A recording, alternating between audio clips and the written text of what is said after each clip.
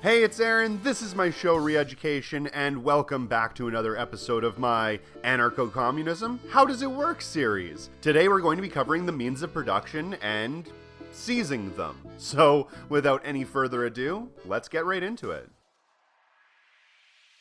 So I hear a lot of communists always talking about the means of production and who should or shouldn't own them, but I'm not entirely sure what that even means. What are the means of production? Who owns them now? And what are you gonna do once you seize them? Because it kinda sounds like a bunch of violent communists are gonna come marching on my home and try to take it away from me. And if anybody ever tries to do something like that, they got another thing coming. Now hang on just 1 second. I assure you that none of us want to come down and steal away your family home. That's not what we're talking about when we say the worker control and ownership of the means of production.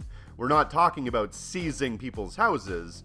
We're talking about taking something away called private property. So essentially the means of production would change hands and be classified not as private, owned by an individual or shareholders, not as public, owned by the state, but as common, essentially ownership by use. So, a worker at a factory would contribute to that factory through their labor, and that contribution would give them ownership of whatever they produce. If you produce the sole of a shoe, then you own part of every shoe that your shoe factory creates.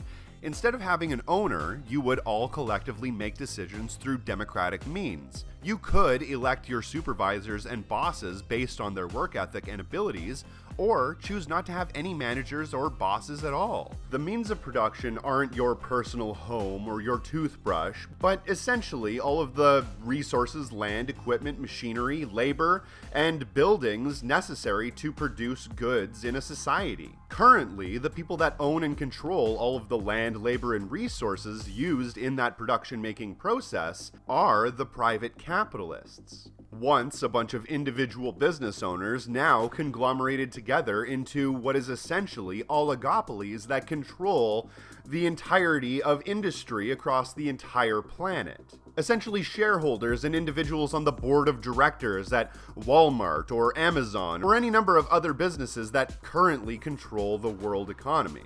And since these individual billionaires or shareholders own the businesses in a detached way, they don't think of things the way that the worker or the citizen that lives near that industry might think of them. For example, if there's some sort of business that is a high polluter, like an oil refinery or a paper mill, the capitalist business owner doesn't think much about where he's going to place that industry outside of some government regulations. If he wanted to, he would drop it right in the middle of your neighborhood without much regard for the safety or concern of anybody there. Unfettered, capitalists have absolutely no problem exploiting and basically torturing their workers as long as they're able to make a profit at the end of the day. It wasn't capitalist businesses that came up with child labor laws or the institution of a minimum wage or even an 8-hour workday. Those were all fought for by the workers. But if the workers at that factory or the people that lived in the neighborhood near that factory had a say in what went on with that business, they would probably decide not to have that oil refinery or that paper mill polluting their water supply. That's why communists talk so much about seizing the means of production.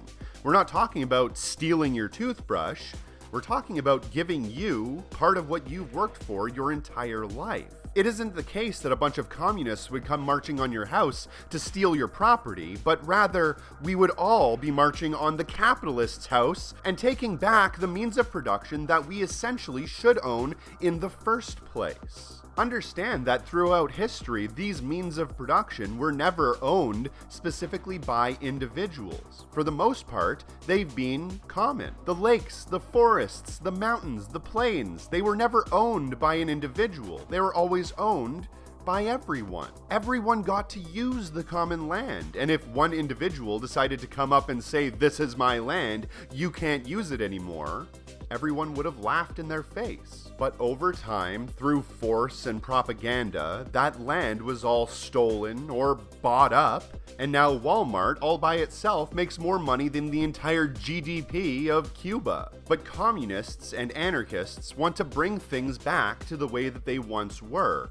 We want the workers to go back to owning a part of whatever they produce. And the reason why this hasn't exactly worked in the past is because most of the time, socialism in these countries just transfers the ownership from the private sector to the public sector. This means that there is still an employer-employee relationship, which is what is causing all of these antagonisms between classes. In essence, we never destroyed that ownership class and the worker class. And that's basically what we're talking about when we're talking about anarcho-communism. The abolishment of all unnecessary hierarchies is extremely important. Throughout history, there have been many different forms of this. Master and slave, lord and serf, these are all just different forms of oppressor and oppressed. So the way that we make it successful is to eliminate that by getting rid of the ruling class entirely and structuring the system from the ground up. Very interesting. I used to see communism as the government owning and controlling the means of production and distribution of goods, but I guess I was strongly mistaken. Thank you for answering all of my questions, my good man. Good night, and God bless. Anyway, that's my show. My name is Aaron. If you do get a chance, please check out all the links in the description box below. Hit the little bell button because you know that they're not going to tell you when I release a new video, and make sure you're subscribed because they're unsubscribing people every single day.